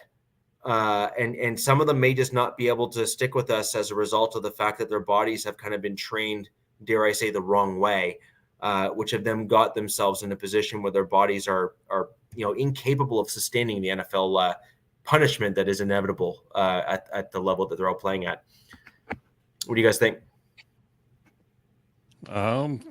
Says to be determined, I guess you can say. I mean, I always, go back and forth with, the idea of injuries being solely on one particular entity.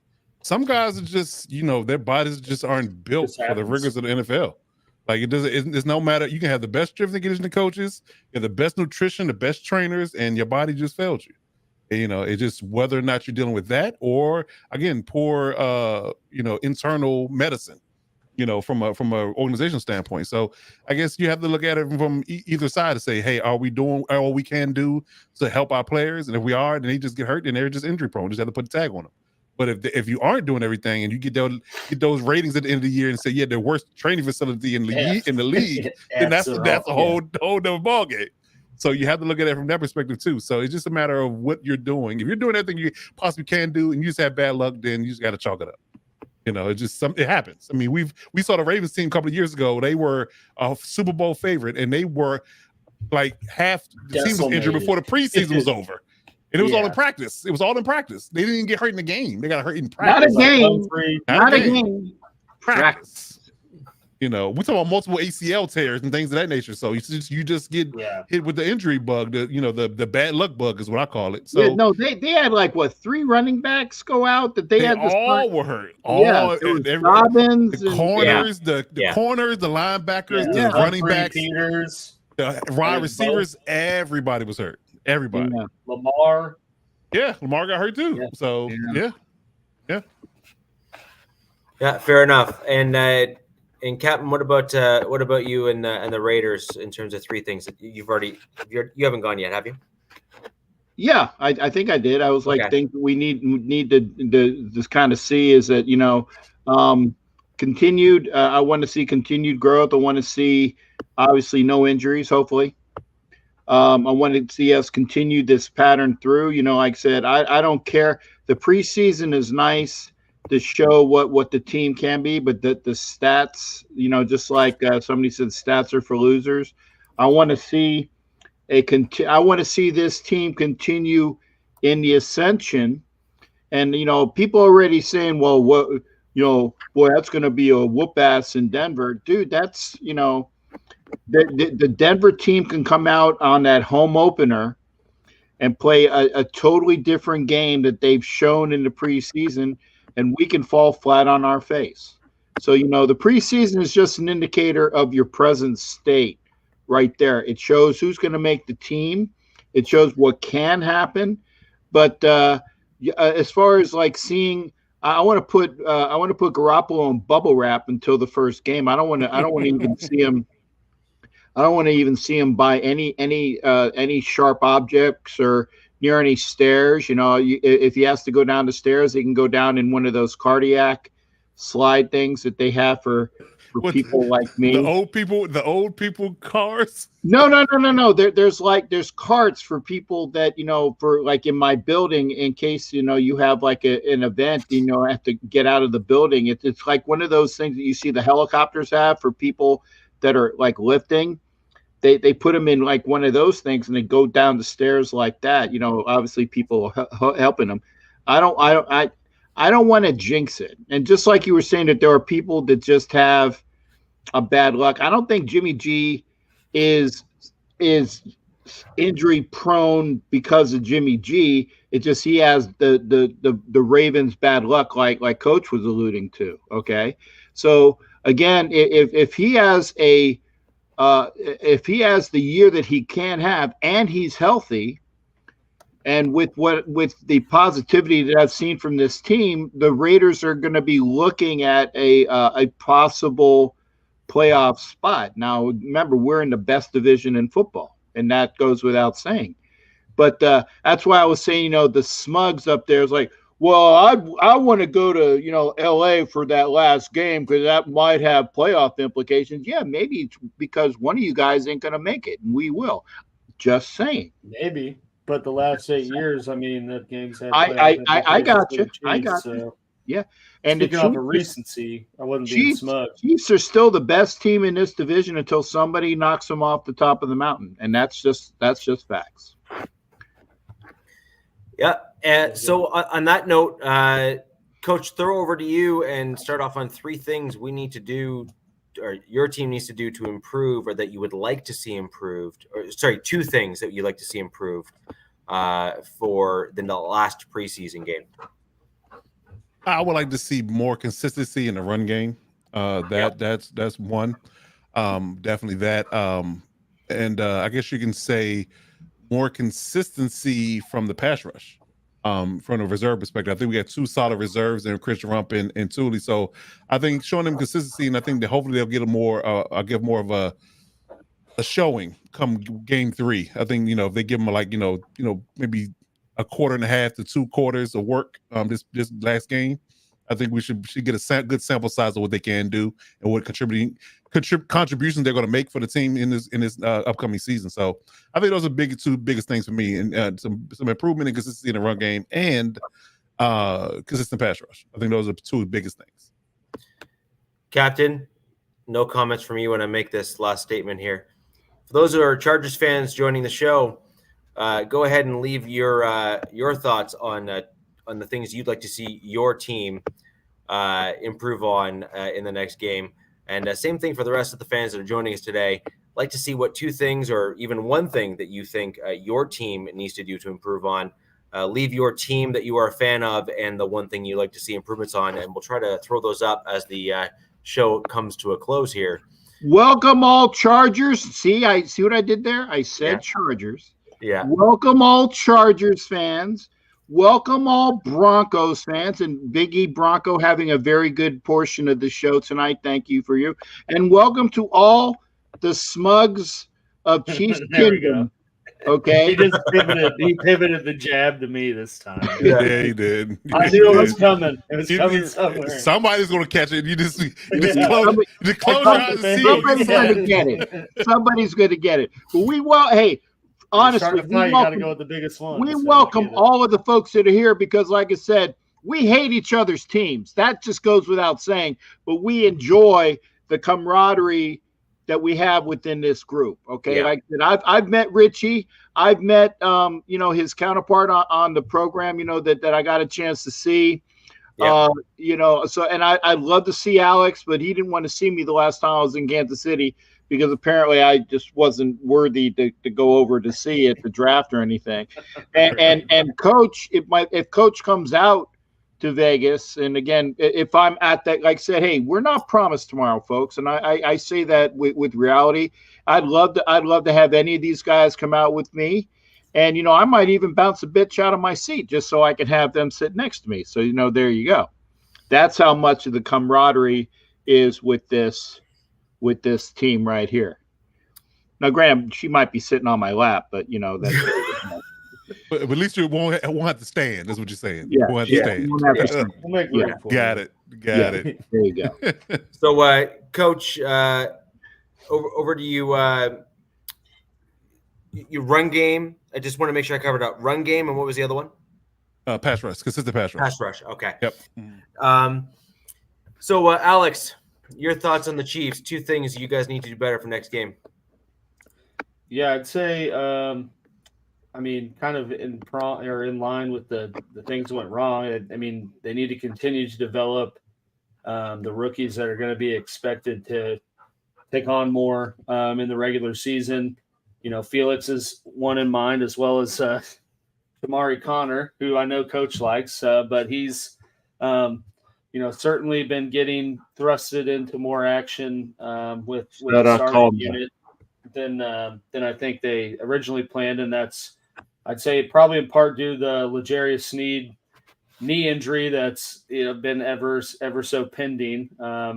And still he's yet to practice, so you got to expect there's going to be some time away as the regular season starts. So I think that's why you've seen Connor in more of the starting rotation and being used more in as a slot corner. He's also been Spagnuolo's kind of chess piece to blitz whenever he feels necessary, which he's been one of the brighter stars in creating pressure. But I'd say, those 2 guys specifically, as well as another Kansas State, secondary player, Boyd Doe, who's been getting a lot of time in the secondary rotation when I think with Sneed being out. You're going to have to look at kind of a similar situation in terms of the secondary last year and having someone who you don't expect to step up, need to step up. So definitely continue to get those guys exposure and a lot of reps. And then number 2 is obviously to sign freaking Chris Jones. So, Yes. He recently, I don't know how up to date you guys are keeping up with that or I saw it. I got a question. He's definitely trolling pretty hard with this situation right now. And the Chiefs side of things, there's no bad animosity in terms of the reporting on how that's going. So, really, it's all up to speculation. But Chris Jones is certainly having fun trolling the Chiefs fan base with it, and most recently said he's prepared to sit out till week 8 and that he can afford the tab. So.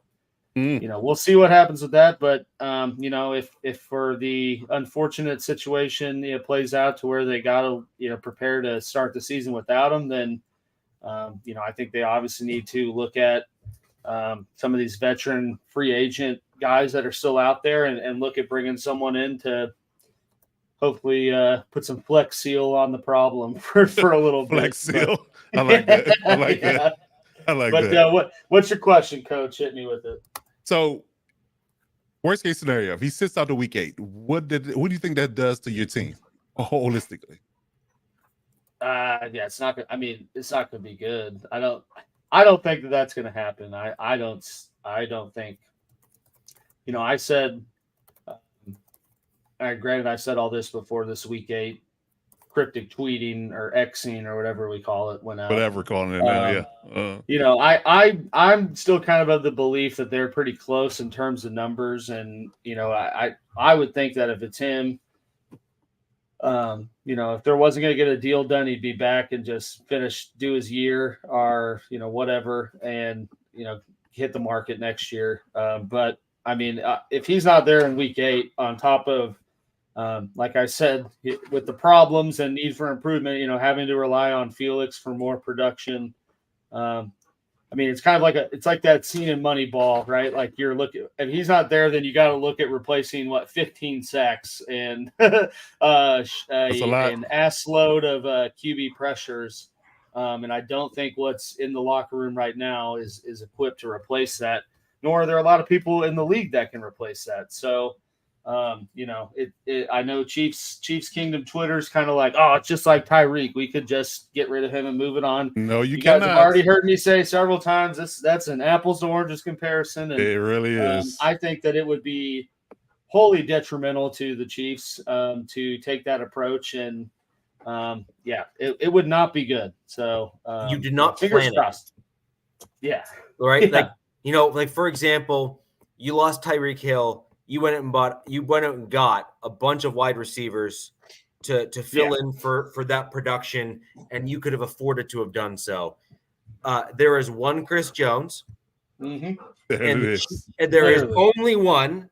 Like the only players that can replace Chris Jones's production in the last 5 years in the NFL are T.J. Watt, Aaron Donald, and Myles Garrett. So there's really no replacing it. So and they took that kind of Tyreek approach in terms of replacing Frank Clark's production, but as you've seen, that's kind of blown up in their face because Felix has had a slow development offseason because he came in hurt, and then Amenahu's out for 6 weeks. So it's just they're bent over a barrel right now in that regard. So and that actually is going to be very interesting from my perspective to see. There's no way that isn't on full display for both Clark and his agent to see. And there's also no way that the Chiefs aren't looking at that and saying, oh no. Yeah. Right? Like, from an organizational perspective, because it's just basically, oh, you think you're going to do it that well without me, do you? Here, hold my beer. I'll be at home. Right. Yeah. I guess because in reality, he doesn't even have to. He could sit out till like week 12, or because I think they only have to play 6 games for it to count as a full season, a played year for him. So right. So the question is, like, who's going to blink first if it's a stalemate when it comes down to the money? Because if you start losing games, will the Chiefs blink? If you don't lose games, will Chris blink? Yeah, I think we just said it. I think if you get in that situation where it's if he sits out one game, if he misses season, regular season week 1, then the damage is already done. I don't think there's any coming back from that until he gets his, whatever Aaron Donald money or whatever he's looking for. Right. But sorry I cut you off, Cab. What were you saying? No, it was just like I said. It depends upon, and you said it in a nutshell. If the Chiefs start racking up L's that they weren't counting on, then they're gonna say, okay, I disagree. Well, no, I'm just saying, but if the Chiefs keep winning without him, then he's gonna be in that position. Okay, well, maybe I'll come in for a little bit lesser. That's me though. I disagree. I actually think that what's going to happen here is it's going to depend on Mahomes. Mm-hmm. And this is why I say it depends on Mahomes. Mahomes right now has put himself in such a unique position from a quarterback perspective, where he said, I signed a deal to help you guys so that you could sign guys like Chris Jones. Mm-hmm. And if Mahomes goes into that front office and says, like, we just lost a couple games that we should have won because the defense couldn't get a stop or couldn't get a sack or couldn't do the things we're used to doing with Chris there, that is the difference maker. In my opinion, though, if the Chiefs start losing more games and Mahomes is willing to just kind of be okay with it, then I actually think that Jones is actually in a worse spot, because then the Chiefs draft pick in the first round kind of gets better and better. In fact, certainly the best it has been in years, which means that they then have a better, and they're then put in a better position to draft a rookie to actually outright replace Jones. Yeah. Right. And so that's my mental math on it. I totally understand, Captain, where you're. Or I mean, they could trade him. Yeah. Which I mean, would imagine would return. Yeah, but they got to trade him to somebody that can take on that cap hit. Yeah, I mean, a team wants him bad enough, they'd find a way to do it, right? I mean, they say the salary cap's a myth. But one thing I wanted to say too, though, is I don't think that there would be a huge drop off in terms of like they're over. Like I think they'd still be a decently successful team, but I think the biggest difference would be in those big games where, I mean, I recall Chris Jones specifically being the sole person to make the stop in both Bengals games and the Bills game when they needed to win. So, I mean, I think they'd still be obviously a competitive team, but that would be the biggest difference in those close games against other competitive teams where they wouldn't be able to make the stop. But I'm not saying like if Chris Jones is gone, they're going to go 2-15 and lose to everyone and like beat Jacksonville, or I mean I don't even know Jacksonville. Yeah, I actually only think y'all will only be in trouble when really good opponents. You got to play really good opponents. That'd be the tough games that y'all have to really fight to win. But the ones that you're supposed to win, I think you still can pull those out without Chris being there. I'm waiting for the slam. I'm waiting for the slam for the really good opponents. Oh, you don't have to worry about it when you play the Raiders. It's just the Raiders. Slam. That's an AFC West. You always got to worry about those. And I was going to say, because I recall last year where Chris actually sacked our quarterback at an opportune time during the game as well. I mean, the dude is known, and I mean, same with like Frank Clark. He didn't produce that much in the regular season, but he's got like the third most sacks all time in the postseason. So like both him and Jones, I mean, produced when they needed to, and when they needed it most. And I think when you get players like that aren't on the roster anymore, and expect to, like I said, flex seal the issue with just a bunch of youth. I love that reference, by the way. It's not going to work. I just always picture that guy just, bam, look at that. Right. No Chris Jones, cool. Here's Carlos Dunlap again. Right. We should be good. And then he was suspended about 12 years ago. Minihue for 6 games hurts too. That's another thing. I know. Yeah. I mean, that's why I think that's why I was like, once that happened, I'm like, well, now they got to sign him. I mean, whatever he wants, just give it to him. Like, it's just get it done. The last 2 years of the contract might be bad. It might be a spoiled ending, but I mean, he's still very much in the prime of his athletic prowess right now. So I'd say he's earned the money he's gotten. And Mahomes gave a decent interview today about it, and I mean, he very professional answer, but I still kind of got the sense that obviously they all thought it's looming way longer than they thought too. So then, I do think you get to a situation like you're talking about where it's either Mahomes or Reed, whoever's the ultimate authority factor in what is paid when. I'd imagine that's Clark Hunt more than Veach maybe, but I think one of those guys, if not both of them, goes to whoever needs to pay and say, F and do this. Like, what do you do? Just get it done. Just get it done, for God's sakes. So, I mean, how many stocks do I need to sell? Where do I need to put the money? Yeah. When can the deal get done? I'll restructure. Like, let's just get it done. Yeah. So that's certainly something to watch, but definitely not something as a Chiefs fan that I like is continuing. So no, not at all. So I'm going to give a quick 2 things for the Broncos that we need to improve. Captain, you're going to find this first one interesting.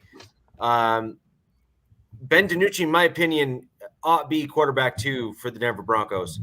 And so my 2 improvements, first and foremost, is number 1, Stidham either needs to get better or get gone. And I have no other way of putting it. He has been one of the most disappointing signings in the offseason for me that we've had. I expected better. I expected more. I expected that he would be a little bit more polished than he has been. And frankly, Ben DiNucci, to me, he is not even close. He is the better quarterback between the two, and in my opinion, should be QB2 for the Denver Broncos. I would like to see that happen, and I hope Peyton agrees with me. Totally agree there. So that's just kind of my general opinion. And then number two is offensive line, and I'm going to make a specific call out at the end of this. Powers, Cushenberry, Miners, and whomever our right tackle is, although I give them a little bit of credit or leeway because they were kind of thrown into the starting mix late, so they didn't have all the time to gel. Either way, they all need to get better. And my specific call out that I promised at the onset of all of this is Garrett Bowles. He either needs to say, I'm hurt and I'm not playing well because of it, and at which point he needs to sit down and let someone else come in and play, or he needs to actually get better, improve, and earn the money that he's being paid at the left tackle position. And I'm going to be very, very specific in saying that pass protection, perhaps a little bit more so than run blocking, is the Denver Broncos offensive line's biggest Achilles heel, and just simply needs to get better. That just improve. Period. We're done. Those are full stop, like 100%. So that's where I'm at with the two things for improvement. There's obviously a few other things that I'd like to see as well. I'm going to add in kind of like a 2B, which is I want to see the back portion of our kind of 3s and 4s, the guys that you think should be like really clamoring and fighting to kind of make big plays to try to make the roster on the defensive side in particular. They're just messing up a lot, and I expect a lot more from them. Although we've got some really good depth on some of the cornerback spots, it's more the linebacking core that I'm referring to. I'm expecting a lot more from those guys, and we saw some decent play from the 3s and 4s on the D line. So it's primarily my comments are generally around the linebacking core. When you're soft in that middle portion of the defense, it really does make the D line and the defensive backs position that much more difficult to kind of play solid, because you're having to ultimately compensate for the poor middle of the field, and you can kind of your basically your whole defense suffers as a result. So those are kind of my two things with an added bonus there for my Denver Broncos. We need to improve that offensive line, and I will say it until it happens, because man, that is just so bad, so bad. All starts and ends there. It does. It really does. So with that in mind, guys, if you are a Broncos fan, go ahead and throw what you'd like to see from an improvement side there in the chat, and pray with me. There it is. There it is. That's literally where we're at right now. It is looking that bad right now. Please be with you.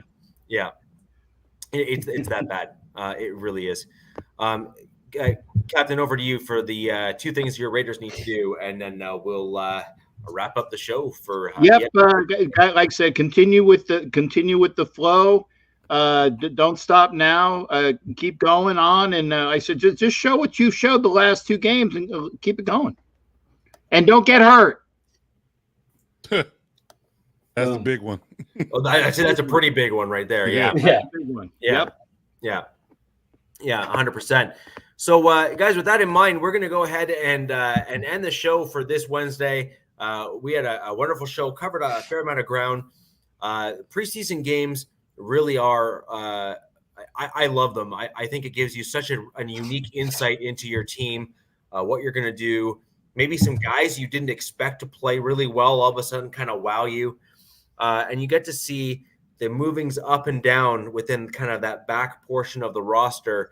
And those are the guys that typically stick on the team for a long time, because they kind of started off with a reasonable contract, and they typically like to stay with the team that they're at because it's guaranteed money for them. And they also have a team, and they have a loyalty to that team for giving them the shot, which I love undrafted kind of that kind of style of play. They always play with a bit of an extra bit to their game. But with that in mind, guys, we will see you next Wednesday where the West Side is the best side. And until then, peace. Yeah, look up Toto. You can still go, even when you feel slow, you can still go, even when there's no hope, you can still go. I never answer to no, man, I still go, go, go, go, go, go, go.